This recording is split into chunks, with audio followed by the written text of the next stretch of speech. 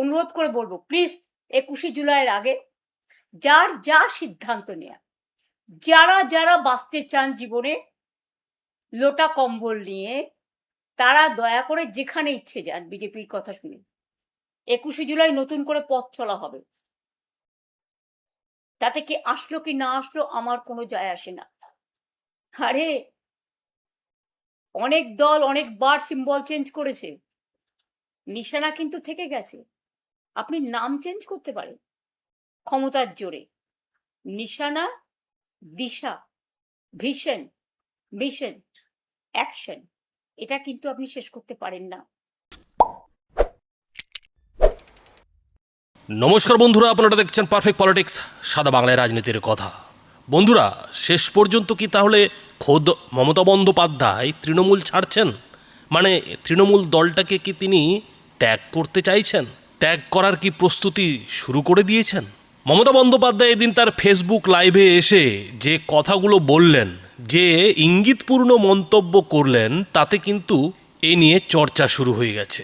বাংলা রাজনীতিতে এই মুহূর্তের সবথেকে বড় যেটা প্রশ্ন, যে তৃণমূল আদৌ থাকবে কি না, থাকলে তৃণমূলটা কার দখলে থাকবে, সেই বিতর্কের মাঝে মমতা বন্দ্যোপাধ্যায় এদিন রথযাত্রা উপলক্ষে যেভাবে একেবারে ইঙ্গিতপূর্ণ মন্তব্য করে বসলেন, তাতে অনেকেই যেটা বলছেন যে মমতা বন্দ্যোপাধ্যায় হয়তো মনে মনে নিজেই তৃণমূল ছাড়ার প্রস্তুতি সেরে ফেলেছেন। আর তিনি কি করবেন সেটা 21শে জুলাই নিশ্চয়ই মিডিয়ার সামনে প্রকাশ করবেন। তবে এদিন মমতা বন্দ্যোপাধ্যায় যেভাবে বলেই রাখলেন যে দরকার পড়লে তিনি নতুন দল গড়ে বিজেপির বিরুদ্ধে লড়াই করবেন, তাতে সবথেকে গুরুত্বপূর্ণ যেটা প্রশ্ন, যে শেষ পর্যন্ত কি মমতা বন্দ্যোপাধ্যায় তাহলে ধরেই নিয়েছেন যে তৃণমূল তিনি আর হাতে রাখতে পারবেন না, ফলে তৃণমূল তাকে ছাড়তে হবে, তাকে প্রয়োজন পড়লে নতুন দল গড়তে হবে। আর ঠিক এইখানেই সবথেকে বড় যেটা প্রশ্ন, যে মমতা বন্দ্যোপাধ্যায় কি তাহলে 21শে জুলাই নতুন কোনো দল গড়ার কথা মিডিয়ার সামনে বলবেন, মানুষের সামনে বলবেন? তৃণমূলের যে কজন কর্মী সমর্থক নেতা রয়েছেন তাদেরকে উদ্বুদ্ধ করার জন্য কি তাহলে শেষ পর্যন্ত তিনি আবার একটা নতুন দল গড়বেন? বন্ধুরা, এই প্রশ্নের উত্তর আমরা নিশ্চয়ই বিশ্লেষণ করার চেষ্টা করব। তবে মমতা বন্দ্যোপাধ্যায়ের এমন পরিস্থিতি কেন হলো সেটা নিশ্চয়ই আপনারা জানেন। আপনারা এটাও জানেন যে কিভাবে লাগাতার একের পর এক নেতা তৃণমূল ছেড়ে চলে যাচ্ছেন, দল ছাড়ার হিড়িক কিভাবে তৃণমূলে অব্যাহত রয়েছে। আর এদিন তো কোয়েল মল্লিক তিনিও একেবারে রাজ্যসভার সাংসদ পদ ছেড়ে দিল্লিতে বিজেপি নেতা ভূপেন্দ্র যাদবের সঙ্গে দেখা করে নিলেন। অর্থাৎ ইঙ্গিত পরিষ্কার, অন্যান্য তৃণমূলের নেতাদের মতো করেই কোয়েল মল্লিকও এবার মমতাপন্থী তৃণমূল ছেড়ে ঋতব্রতপন্থী তৃণমূলে যোগ দিতে চলেছেন, হয়তো বিজেপির রাজ্যসভার সাংসদ পদও পেতে চলেছেন। এখন এই যে ঘটনা, মানে যে লোকেদের এতদিন মমতা বন্দ্যোপাধ্যায় ভালোবেসে তৃণমূলে এনে ঠাঁই দিয়েছিলেন, সেই লোকেরাই যেভাবে মমতা বন্দ্যোপাধ্যায়ের পিঠে ছুরি মারছে, সেটা মমতা বন্দ্যোপাধ্যায় আর সহ্য করতে পারছেন না। আর সেই কারণেই কিন্তু এদিন কোয়েল মল্লিক যখন তার রাজ্যসভার সাংসদ পদ থেকে ইস্তফা দিয়ে বিজেপির নেতা ভূপেন্দ্র যাদবের সঙ্গে দিল্লিতে গিয়ে দেখা করলেন, তখন কিন্তু মমতা বন্দ্যোপাধ্যায় আর চুপ থাকতে পারলেন না। তিনি কিন্তু সরাসরি সোশ্যাল মিডিয়ায় এসে তার বক্তব্য পেশ করলেন, এবং বক্তব্য পেশ করে তিনি পরিষ্কার যেটা বলার চেষ্টা করলেন, যে যারা কালীঘাটের তৃণমূল ছাড়তে চাইছেন তারা যেন দেরি না করেন, তারা যেন 21শে জুলাইয়ের আগেই তৃণমূল ছেড়ে অন্য জায়গায় চলে যান, অর্থাৎ বিরোধী পক্ষে চলে যান, ঋতব্রত ব্যানার্জির পক্ষে চলে যান। আর 21শে জুলাইয়ের আগে কেন তিনি এই কথা বলছেন? কারণ 21শে জুলাই থেকে মমতা বন্দ্যোপাধ্যায় ঠিক করেছেন যে তিনি নতুন করে পথ চলা শুরু করবেন। এখন এই যে তার নতুন করে পথ চলা, সেটা আদৌ তৃণমূলে থেকে হবে নাকি নতুন দল গড়ে হবে, সেটাই এখন সব থেকে বড় প্রশ্ন। আর এ নিয়ে কথা বলতে গিয়ে মমতা বন্দ্যোপাধ্যায় এদিন ঠিক কি বললেন, বন্ধুরা আগে ছোট্ট করে দেখুন। আমি আসলে আজকে রথযাত্রার দিন সবাইকে রথযাত্রার অনেক শুভ কামনা জানাই। জয় জগন্নাথ, সবাইকে ভালো রাখুন, জগন্নাথ বলরাম সুভদ্রা। আমি প্রত্যেকটা পুণ্যার্থীকে প্রণাম জানাই। সাথে সাথে কথা নিশ্চয়ই বলবো যে আজকে 16 তারিখ, 16ই জুলাই, এবং আগেরবারও ওই দিন আমি জগন্নাথ ধামে যাবার আমার সুযোগ হয়েছিল রথ টানার, কিন্তু আমি যেতে না পারলেও আমার মনে মনে স্মৃতি আছে এবং সেটা দিয়ে আমি শ্রদ্ধা করি। বাড়িতেই জগন্নাথ দেবের পুজো করেছি। আপনাদের কাছে যেটা আমি আজকে বলবার জন্য বিশেষ করে এসছি, হঠাৎ করে আজকে আমার আসতে হলো, তার কারণ দেখলাম আর একজন এমপি,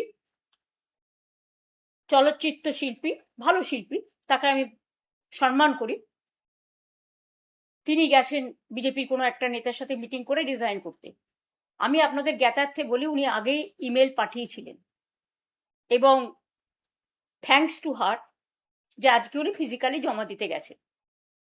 যাদের যাদের যাবার আছে আরো বিজেপির চাপে, পুলিশের চাপে, মাথা নত করার চাপে, কোর্টের চাপে, মানে কেসের চাপে, ইডির চাপে, সিবিআই এর চাপে, কোর্ট কেসের চাপে, তারপরে হচ্ছে ভয়ঙ্কর ভয়ঙ্কর সিআইডি কেসের চাপে, সিবিআই এর চাপে, আইসিওসির চাপে, এসটিএফ এর চাপে, তাদের অনুরোধ করে বলবো, প্লিজ 21শে জুলাইয়ের আগে যার যা সিদ্ধান্ত নেয়া, যারা যারা বাঁচতে চান জীবনে লোটা কম্বল নিয়ে, তারা দয়া করে যেখানে ইচ্ছে যান বিজেপির কথা শুনে। দয়া করে আমরা যে দলটি তৈরি করেছি তাকে কলঙ্ক লিপ্ত করবেন না। আমরা চেষ্টা করব আমাদের সাধ্যমতো কোঅপারেশন করে পিসফুলি অ্যাসেম্বল হয়ে। আমি জানি পুলিশ অনেক জায়গায় বলছে যাবেন না, যাবেন না, যাবেন না, আটকে দেবো, আটকে দেবো, আটকে দেবো। আমি প্রশাসনকে বলবো, নিজের মতো নিরপেক্ষ থাকুন। এক পক্ষ হতে গিয়ে মনে রাখবেন জীবনটা অনেক দিনের। দিল্লি টলমল হলেও এখানে কিন্তু ঢলমল হয়ে যাবে, এবং যারা আজও যাচ্ছে তারা কিন্তু আমাদের সাথে গোপনে গোপনে যোগাযোগও রাখছে। 21শে জুলাই নতুন করে পথ চলা হবে, তাতে কি আসলো কি না আসলো আমার কোনো যায় আসে না। আমরা যারা থাকবো তারাই স্বর্ণক্ষণী, তারাই আগামী দিন নতুন করে পথ চলা শুরু করবে। 1997 সালে যদি নতুন করে পথ চলতে পারি, 2026-এও পারবো। অনেক ছলনা, না নাম না নিশানা, কোনোটাই নাকি তারা রাখবেন না। আমার এই কথাগুলো বলবার জন্য আপনাদের কাছে আজকে আমি এসেছিলাম, এবং যা বলছি আমি কিন্তু ভয় পাচ্ছি না।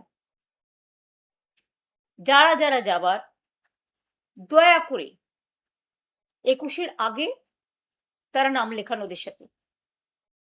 কিন্তু কোনোদিন ভাববেন না দলটাকে কলঙ্কিত করে আপনারা নিজেদের সম্মানিত করছেন। পরিবার বাঁচান, পরিবারকে তো বাঁচানোর দরকার, কারণ আপনাদের পরিবার, সম্পত্তি, লাগেজ, ব্যাকেজ, এই জন্য তো বিজেপি প্যাকেজ। আর যেখানে বিজেপি নেতারা দাঁড়িয়ে বলে নামও রাখবো না, নিশানাও রাখবো না, আরে অনেক দল অনেকবার সিম্বল চেঞ্জ করেছে, নিশানা কিন্তু থেকে গেছে। আপনি নাম চেঞ্জ করতে পারেন ক্ষমতার জোরে, নিশানা, দিশা, ভিশন, মিশন, অ্যাকশন, এটা কিন্তু আপনি শেষ করতে পারেন না। তো বন্ধুরা, বুঝতেই পারছেন যে মমতা বন্দ্যোপাধ্যায় এখন হারে হারে টের পাচ্ছেন যে ভাত ছড়িয়ে যেসব কাকেদের তিনি এতদিন মমতাপন্থী বানিয়ে রাখতে চেয়েছিলেন, তারা কিন্তু সবাই পিঠে ছুরি মেরে অন্য জায়গায় চলে যাচ্ছে। আর এই সুখের পায়রারা যেভাবে চলে যাচ্ছে তাতেই মমতা বন্দ্যোপাধ্যায়ের গায়ে জ্বালা ধরেছে। এখন কথা যেটা হচ্ছে যে মমতা বন্দ্যোপাধ্যায় এই অবস্থায় তৃণমূল আদৌ কী করে বাঁচিয়ে রাখবেন, সেটা কিন্তু মমতা বন্দ্যোপাধ্যায়ের জন্যই বড় প্রশ্ন। কেননা মমতা বন্দ্যোপাধ্যায়ের কাছে যে কজন তৃণমূল নেতা কিংবা বিধায়ক রয়েছেন, সাংসদ রয়েছেন, তাদেরকে দিয়ে আর যাই হোক তৃণমূলকে কিন্তু বাঁচানো যাবে না, তৃণমূলকে কিন্তু হাতে রাখা যাবে না। কেননা বেশিরভাগ বিধায়ক, সাংসদ মমতাপন্থী তৃণমূল ছেড়ে কিন্তু ঋতব্রতপন্থী তৃণমূলে চলে গেছেন বা চলে যাচ্ছেন। এই অবস্থায় দাঁড়িয়ে মমতা বন্দ্যোপাধ্যায় নতুন দল গড়ার কথা ভাবতেই পারেন। কেননা বিজেপির বিরুদ্ধে লড়তে হলে কিন্তু তাকে একটা রাজনৈতিক দলের সঙ্গে যুক্ত থাকতেই হবে। এখন এই যে রাজনৈতিক দল, সেই রাজনৈতিক দলটা কি হবে? সত্যি যদি তৃণমূল মমতা বন্দ্যোপাধ্যায়ের হাত থেকে চলে যায়, তাহলে তো তিনি বাকি জীবনটা আর ভাইপোকে কোলে বসিয়ে কালীঘাটে গান শোনাতে পারেন না, ছড়া শোনাতে পারেন না। তাকে তো বিজেপির বিরুদ্ধে কিছু একটা করতে হবে, আর সেটা করতে গেলে আরও একটা তৃণমূল তৈরি করতে হবে, মানে আরও একটা নতুন রাজনৈতিক দল গড়তে হবে। কিন্তু সেই দল গড়া কি মমতা বন্দ্যোপাধ্যায়ের পক্ষে এখন সম্ভব হবে? মমতা বন্দ্যোপাধ্যায় যখন তৃণমূল গড়েছিলেন তখন মমতা বন্দ্যোপাধ্যায়ের বয়স কম ছিল, মমতা বন্দ্যোপাধ্যায়ের তখন রাজনৈতিক উত্থান চলছিল। কিন্তু এখন মমতা বন্দ্যোপাধ্যায়ের বয়স অনেকটাই বেড়ে গেছে, তার রাজনৈতিক পতনও হয়েছে। এই অবস্থায় দাঁড়িয়ে নতুন দল গড়তে হলে মমতা বন্দ্যোপাধ্যায় কতটা লড়াই লড়তে পারবেন সেটা নিয়ে প্রশ্ন থাকছে। হ্যাঁ, এটা হতে পারে যে মমতা বন্দ্যোপাধ্যায় যদি নতুন দল গড়েন তাহলে সেই দলটা হয়তো তার ভাইপোকে দিয়ে গড়াবেন, মানে অভিষেক ব্যানার্জিকে কাজে লাগাবেন, তাকে দিয়েই যত খাটাখাটুনির কাজ করাবেন। কিন্তু তারপরেও যেটা প্রশ্ন উঠছে যে অভিষেক ব্যানার্জি কি আদৌ মমতা বন্দ্যোপাধ্যায়ের মতো খেটে খুঁটে একটা দল দাঁড় করাতে পারবেন? কেননা এখন মমতা বন্দ্যোপাধ্যায়ের যা ইমেজ, অভিষেক ব্যানার্জির যা ইমেজ, তাতে নতুন দল মমতা বন্দ্যোপাধ্যায় অভিষেক বন্দ্যোপাধ্যায়রা গড়লেও সেই দল মানুষের কাছে কতটা গ্রহণযোগ্য হবে সেটা নিয়ে কিন্তু প্রশ্ন থাকছে। আর যদি সেটা গ্রহণযোগ্যও হয় তাতে কিন্তু বেশ সময় লাগবে। কিন্তু ততদিন কি মমতা বন্দ্যোপাধ্যায় রাজনীতির ময়দানে থাকতে পারবেন? তার পক্ষে কি থাকা সম্ভব হবে? ফলে যে ব্র্যান্ড ইমেজকে মমতা বন্দ্যোপাধ্যায় ফের নতুনভাবে কাজে লাগাতে চাইছেন, সেই ব্র্যান্ড ইমেজ কতটা কাজে লাগবে সেটা নিয়ে কিন্তু প্রশ্ন থেকেই যাচ্ছে। মমতা বন্দ্যোপাধ্যায় যখন তৃণমূল তৈরি করেছিলেন তখন মমতা বন্দ্যোপাধ্যায় নিজেকে সততার প্রতীক হিসেবে তুলে ধরেছিলেন, নিজেকে বাংলার পরিবর্তনের মুখ হিসেবে তুলে ধরেছিলেন, বাংলার ভবিষ্যৎ হিসেবে তুলে ধরেছিলেন। কিন্তু আজকে মমতা বন্দ্যোপাধ্যায়ের 15 বছরের রাজত্বের পর মমতা বন্দ্যোপাধ্যায় কি আদৌ নিজেকে সততার প্রতীক বলতে পারবেন? তিনি কি আদৌ নিজেকে বাংলার ভবিষ্যৎ বলতে পারবেন? আর তার বদলে যদি ভাইপো নিজেকে বাংলার ভবিষ্যৎ কিংবা সততার প্রতীক হিসেবে মানুষের কাছে তুলে ধরার চেষ্টা করেন, তাহলে তার রেজাল্ট কি হবে বন্ধুরা নিশ্চয়ই বুঝতে পারছেন। ফলে মমতা বন্দ্যোপাধ্যায় যতই বলুন না কেন যে তার কাছে নতুন দল গড়ারও অপশন রয়েছে, প্রয়োজন পড়লে তিনি তৃণমূল ছেড়ে নতুন দল গড়ে বিজেপির বিরুদ্ধে লড়বেন, সেটা যে অত সহজ ব্যাপার নয় সেটা মমতা ব্যানার্জিও ভালো মতো জানেন। আর জানেন বলেই কিন্তু মমতা বন্দ্যোপাধ্যায় এখনও তৃণমূলের জন্য লড়ে যাচ্ছেন, তৃণমূলকে কিন্তু নিজের হাতে রাখার লড়াইটা লড়ে যাবেন। আর উল্টো দিকে বিজেপি কিন্তু পুরোপুরিভাবে মমতা বন্দ্যোপাধ্যায়কে মায়াবতী বানিয়ে দিতে চাইছে। যেভাবে উত্তরপ্রদেশের রাজনীতিতে বেশ কয়েকবার মুখ্যমন্ত্রী থাকার পরেও মায়াবতীকে এখন লোকে ভুলে গেছে, উত্তরপ্রদেশ কিংবা ভারতের রাজনীতিতে মায়াবতীর গুরুত্ব শেষ হয়ে গেছে, ঠিক একই জায়গায় কিন্তু মমতা বন্দ্যোপাধ্যায়কে পৌঁছে দেওয়ার একটা খেলা বিজেপি এরই মধ্যে শুরু করেছে। এবং বিজেপির এই যে পশ্চিমবঙ্গে তৃণমূলের বিরুদ্ধে খেলা, সেই খেলাটা সবথেকে ভয়ঙ্কর এই কারণেই যে এই খেলার মধ্যে বিজেপি মহারাষ্ট্রের মডেল যেমন যোগ করেছে, ঠিক সেই সঙ্গে উত্তরপ্রদেশেরও মডেল যোগ করেছে। অর্থাৎ দুটি রাজ্যের মডেল বা ফর্মুলা যোগ করে কিন্তু বিজেপি এই পশ্চিমবঙ্গে তৃণমূলের বিরুদ্ধে, মানে তৃণমূলকে ফিনিশ করে দেওয়ার খেলায় কিন্তু নেমেছে। এই অবস্থায় দাঁড়িয়ে মমতা বন্দ্যোপাধ্যায় যতই হুঙ্কার দিন না কেন, যতই তিনি বলুন না কেন যে নতুন দল গড়ে প্রয়োজন পড়লে তিনি বিজেপির বিরুদ্ধে লড়বেন, সেই সুযোগটা আদৌ বিজেপি মমতা বন্দ্যোপাধ্যায়কে কতটা দেবে, কিংবা পশ্চিমবঙ্গের মানুষ সেই সুযোগটা আদৌ মমতা বন্দ্যোপাধ্যায়কে দেবে কি দেবে না, সে নিয়ে কিন্তু প্রশ্ন থেকেই যাচ্ছে। অন্তত যতদিন না বিজেপির প্রতি মানুষের মন বিষিয়ে উঠছে। কিন্তু বিজেপি এমন একটা দল, যে দল অত সহজে কিন্তু ক্ষমতা ছাড়ে না। বিজেপি যে রাজ্যেই ক্ষমতা দখল করেছে সেই রাজ্যকে না করে কিন্তু 10 থেকে 15 বছর কমপক্ষে রাজত্ব করেছে, তারপরেই কিন্তু হেরেছে। ফলে সেই একই জিনিস, একই ঘটনা যদি পশ্চিমবঙ্গের ক্ষেত্রেও ঘটে, তাহলে কিন্তু পিসি ভাইপোর নতুন দল দাঁড় করাতে অন্তত 15 থেকে 20 বছর সময় লাগবে।